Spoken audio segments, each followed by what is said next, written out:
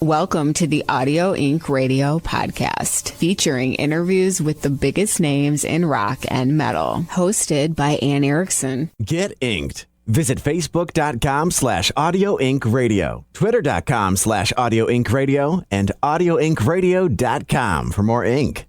Whew, that's a lot of ink. It's AudioIncRadio.com. If you know me at all, and I think you know me pretty well if you hang out with me on the show, but you know I'm a huge fan of metal music. I love rock music too, post-grunge, new metal. I don't care if it's not considered quote-unquote cool. I think new metal is cool. I think that post-grunge is very cool. I love it. It's the stuff that I first heard when I was growing up and getting into rock music. Anyway, my point is that I also love heavy metal. Bands like Judas Priest, Iron Maiden, bands like that. I just love that music. It's so, I grew up on musical theater and opera, and those bands kind of remind me of that just a little bit because of the incredible instrumentation and the songwriting, just the epic structures and the sound and feel. When you go to a Judas Priest show, it's like a night at the opera. It's going to be dramatic. It's going to be an experience. I love their intro music too. I've seen them a bunch, so I know that they always have really great intro music, and oh man, I love it. And it's a really good time, in my opinion, for metal music. I think that with the internet and people able to find their own music, they don't have to just listen to what's kind of fed to them. I think more and more people are gravitating to metal music. I often ask, not always, but I often ask when I'm doing interviews or talking with metal artists, what do you think about the state of metal today? And they usually say it's in a good place. Because even if you look at the top 100 or the hot 100 and metal isn't number one, these fans buy so much extra stuff. They buy the box set, the special autographed poster, the t-shirt, just all that different stuff because they want to support their favorite bands. Metal fans are loyal and they go out to the shows. We haven't had many shows the past few years, but they go to those shows. They're loyal. They wear the t-shirts. They buy the merch. Metal fans are the best. I truly think metal fans are the best. And that's why bands like Judas Priest, Iron Maiden, Metallica, they can go on and on and on. Metallica, arguably, maybe not so arguably, but they're the biggest metal band in the world. They really are. That Black album, that just, they took off. I know that some people, there's kind of a controversy that, they sold out or whatnot. But hey, they reached a bigger audience and they brought metal to the masses. And for metal to be sustainable, in all honesty, as a genre, it has to sell. So to those people who hate the Black Album, blah, blah, blah, blah, blah, I say, I know that maybe it brought in people who you didn't want listening to metal music for whatever reason, or made it kind of too trendy or whatnot. But metal has been able to sustain itself as a genre for decades now and be commercially successful and be able to, these bands have been able to afford to make new music and tour and stuff like that. And I have to think that the commercial aspect of metal has helped it get out there more and helped it survive. Regardless, the show today or tonight, whenever you're rocking with me, it is all about Judas Priest. As you know, last year I had Rob Halford on the show to talk about his memoir, Confess, which is really fascinating if you haven't checked it out yet, first of all, shame on you. You need to do that. But it's just a really intimate look at Rob Halford's life and his personal life, his professional life. He's such a curious kind of guy. I mean, there is so much to him. He's very complicated. And it was really fascinating learning more about him in that book. It was an honor to have him on because, as you know, I'm in a band Upon Wings. I'm the vocalist, and I am inspired by Rob Halford, Bruce Dickinson, and Ronnie James Dio, and a bunch of other acts. I mean, actually, I love Maynard, although I don't sound anything like Maynard. But these acts inspired me to start my own band and make my own music. And they're just the greatest voices in metal. So it was an honor to have him on. And on this episode of the show, we have the great, the talented Richie Faulkner of Judas Priest. Their newer guitarist. He joined the band about 10 years ago, and he fit right in. I mean, he is crazy good on stage. If you've ever seen Judas Priest with Richie, he just takes the bull by the horns. I think that's the right expression. Sometimes I say the wrong expression.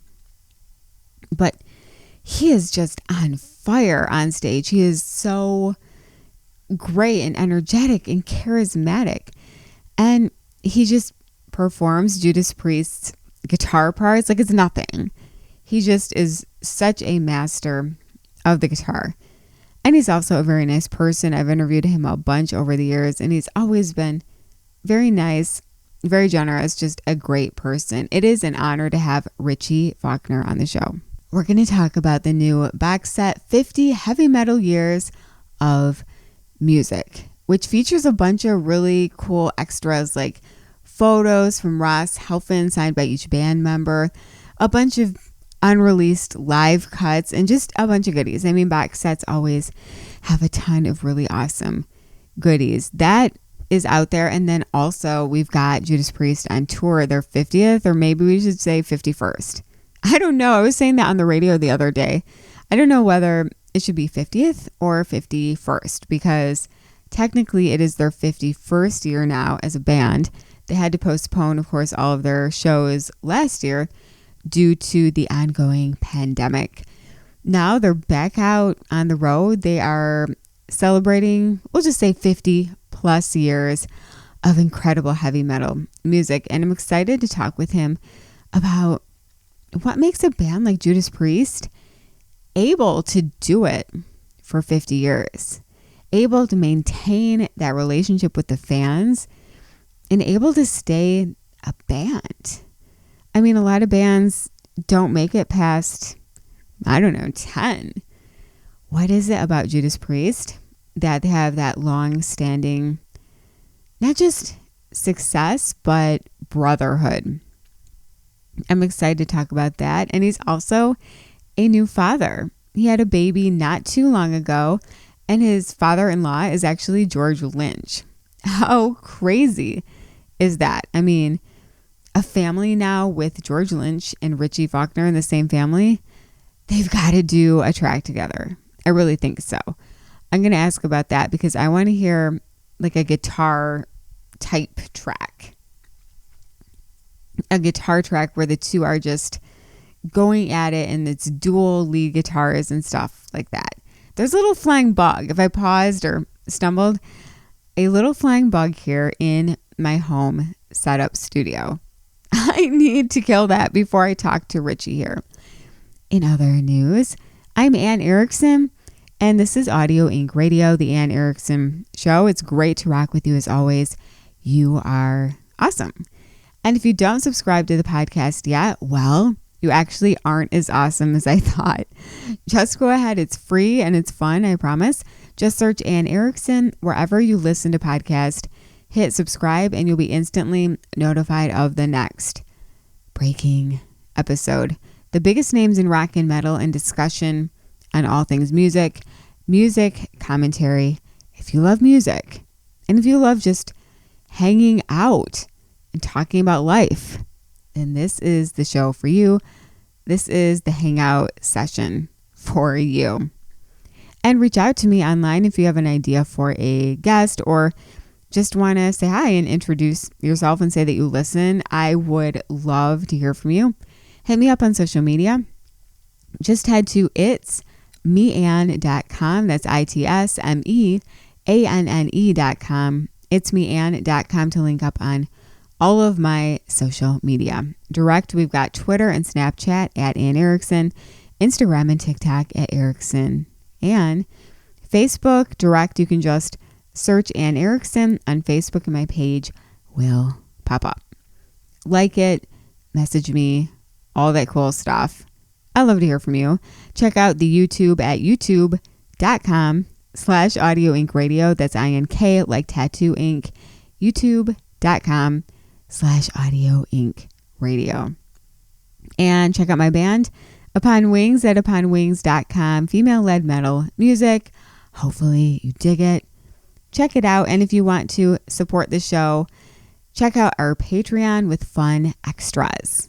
Freebies, photos, stuff like that. My private Patreon. The link is in the show description. All right. Are you ready? Are you nervous? Are you? Because we have metal royalty on the show right now with the great Richie Faulkner of Judas Priest. Hi there, everybody. This is Richie Faulkner from Judas Priest, and you're listening to Audio Inc. Radio with Anne Erickson. Hey, Richie. How are you? I'm doing good, Anne. How are you keeping? I'm great. Thanks. And thanks for making the time to be on the show. Of course. It's a pleasure. So it's great to have you on. And wow, I mean, what a crazy year. It's so good that finally Judas Priest, you guys are going to be out there on your 50th anniversary tour. So how does it feel to be prepping for this tour, which has been just such a long time coming? Well, you know, we were in the UK a few weeks ago doing all the tour prep, you know, the band rehearsals, the production rehearsals, and it was surreal, really. I mean, on a personal note, when I joined the band, it was a farewell tour. So I thought I was going to go through all that process just the once, and then the band were going to retire, and, you know, on everyone goes. But to be there 10 years later doing the same kind of preparation, and obviously after the pandemic, when there was a load of uncertainty as well about when everyone was going to get back to it, or when those production rehearsals were going to happen again. It was just surreal, as you can imagine, you know. And we got all that together. We got the show together, and we did a show in the UK. I think it's almost 2 weeks ago now. And just to be up there again, playing live music to 20,000+ metal maniacs was just, I mean, it was emotional. You can imagine, you know, all that uncertainty of the last year and a half or whatever it's been now for everyone, fans and bands alike, you know. So everyone was there in a field with their horns in the air, and it was just an incredibly emotional experience on many levels. And I know that, you know, from my point of view, I have a pair of mirror sunglasses on stage, and it was lucky that night because between us, I shed a little bit of an emotional tear. It was just a lot, you know what I mean? Yeah. So yeah, it was a celebration, and hopefully a sign of things to come. Right. Yeah, I saw you guys performed at Bloodstock, and I have some friends out there who actually went. So yeah, that had to be so emotional, just finally getting back out there, not knowing really like if it would ever happen, because there's been so much uncertainty. That's right. And, you know, right up until the day of the show, really, everyone was being super careful. You know, everyone was doing their tests, you know, playing by the rules and whatever. And, you know, if one chink in that armor, you know, chinked, the whole thing was off, you know. So it was just an incredible kind of release of tension and pressure and all that sort of stuff. And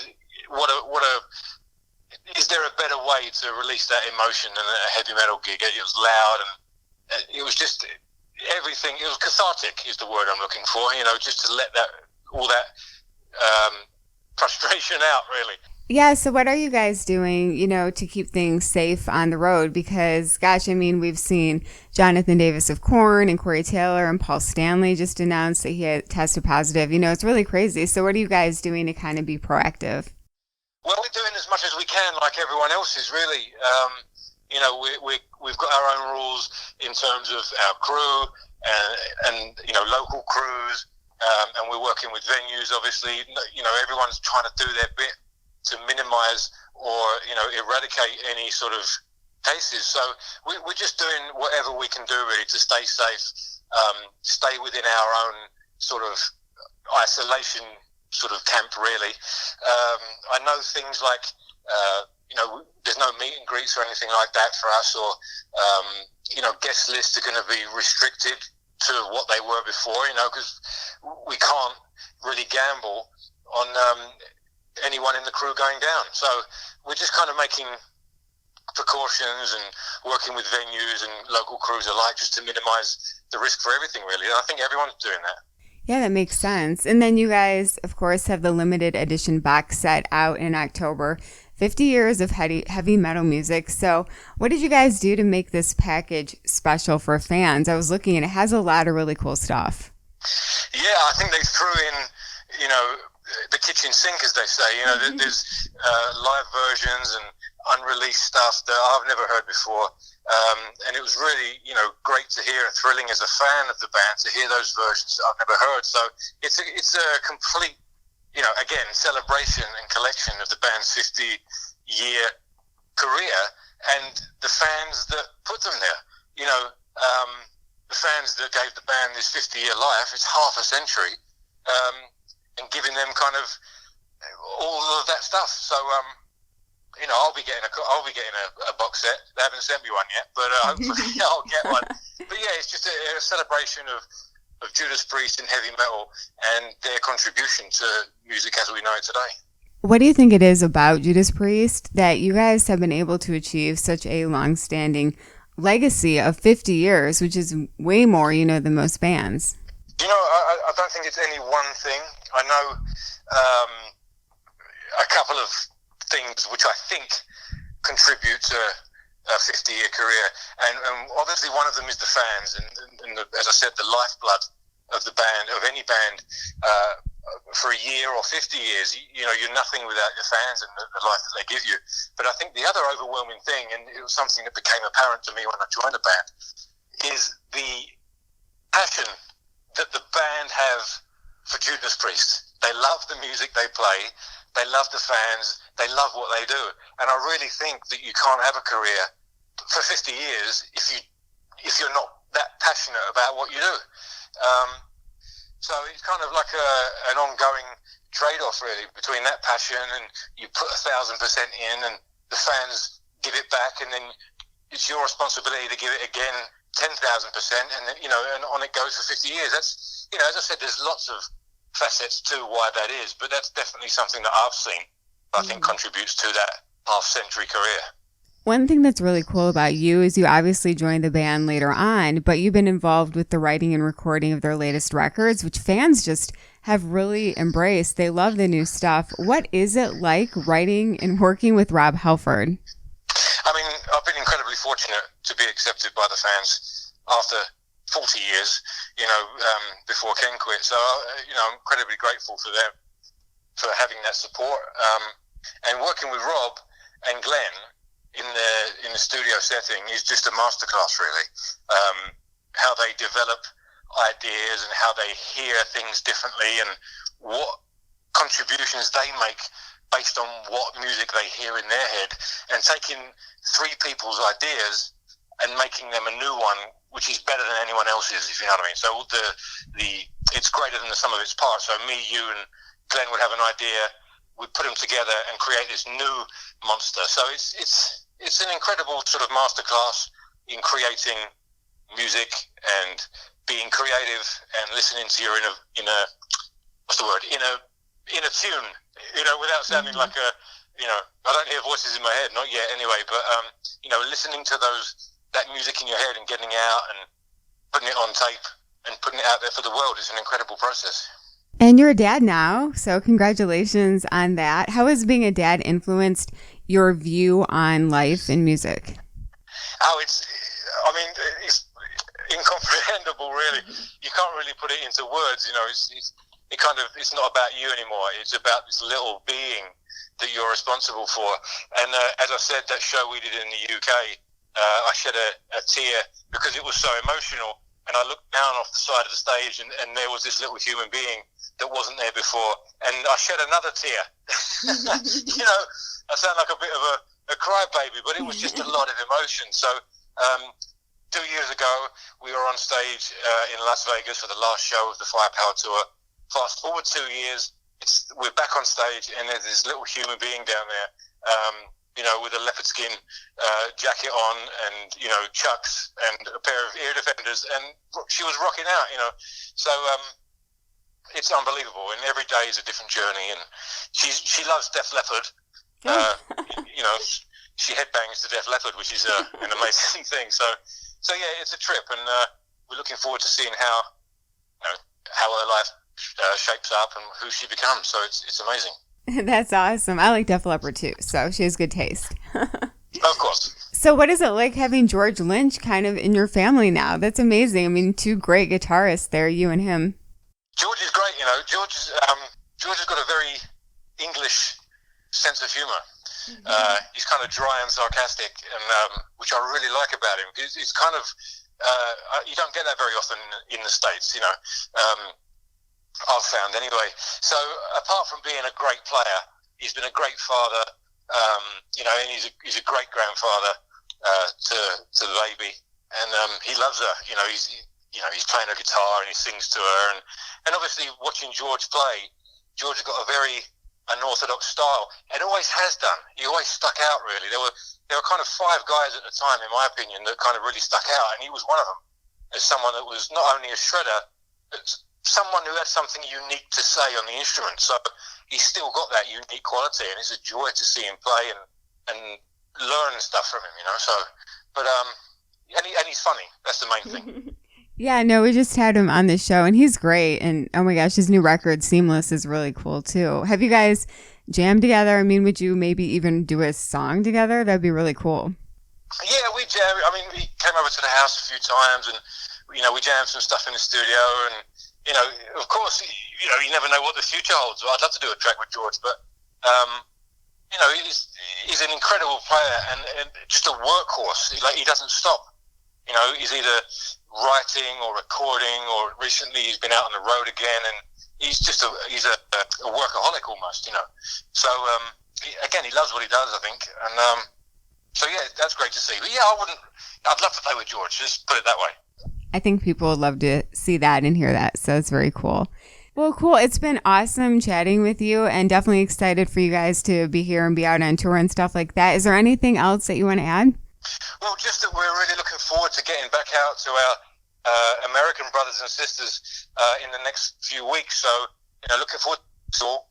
We've got some surprises for people that haven't, seen anything online, and I won't spoil it for anyone, but it's going to be a great celebration of Judas Priest and live music in 2021. So looking forward to seeing you all. Yes, and we cannot wait to see you guys and just metal out with you guys. So hell yeah. It's going to be good fun. Absolutely. Awesome. Well, congrats on all your success. Thank you, and I'll speak to you soon. Richie Faulkner of Judas Priest, thank you for being an awesome guest on my show. Come back anytime, because you are very awesome. Isn't he great? Just very down to earth and very energetic and excited, and you can just tell that he loves music and loves life. 50 heavy metal years of music. If you are a Judas Priest fan, or better yet, if you need a good holiday gift for a Judas Priest fan in your life, I think that would be good. Hey, I would love it. If someone got me that for Christmas, I would be all about it. Or birthday, whatever. I would be all about it. That's a good one in Judas Priest. Out there on their 50th anniversary tour. Killer set at Bloodstock. I saw footage, and I have friends out there who actually were at the show and said it was amazing, which is to be expected. Lots of exciting stuff happening in the Judas Priest camp. I'm Anne Erickson, and as always, it's great to rock with you. I hope that you enjoyed the interview and just hanging out. I mean, that's what we do on the show. We hang out, we have fun, we talk about music, and sometimes you get shows that are commentary and music history, and random life. Because, hey, life happens, right? Sometimes just gotta crack the mic and talk about life. If you haven't subscribed yet, I'm disappointed in you. I want you to do it right now. Just search Anne Erickson wherever you listen to podcasts. Hit subscribe, and that's it. It is that easy. You'll get a notice when there is a new hot episode up there for you to check out. And if you listen on Apple Podcast, please leave a 5-star review. Thank you for the amazing support. It means so much, and I really appreciate it from the bottom of my heart. And hit me up online. You can just head to itsmeanne.com, itsmeanne.com, itsmeanne.com to link up on my social media, Twitter and Snapchat at Anne Erickson, Instagram and TikTok at Erickson, and Facebook. Just search Anne Erickson on Facebook, and my page should pop up. My like page, like it, message me on there. It's a great way to get in touch. I'm online too much. Aren't we all? I feel like with phones and all that stuff, no matter what, I'm online. And check out our YouTube for video visual interviews, youtube.com/Audio Inc. Radio. That's INK like Tattoo Inc. audioinkradio.com. And finally, check out, there's a lot of business here. Check out my band Upon Wings at uponwings.com. Follow us on Spotify. We're kind of a female-led metal hard rock band. Working on new stuff and very excited to get that out. And finally, if you want to support the show, that would be great. Check out the Patreon page. Just go find the link in the show description. You know what's funny is to this day, I don't even know if I say Patreon right. Is it patron or Patreon? I feel like it's Patreon. But anyway, check that out. Any bit helps to support the show, and you get some special extras that nobody else gets. Check that out. Wow, that was another fun and fast show. I've got more great stuff on the way. Very excited about the guest that we've had on the past year. I mean, it's amazing. Members of Pearl Jam, Def Leppard, and now Judas Priest, and many more. And I've got some kind of unique guest on the way because I like to switch it up, kind of keep you on your toes. Stick around for that.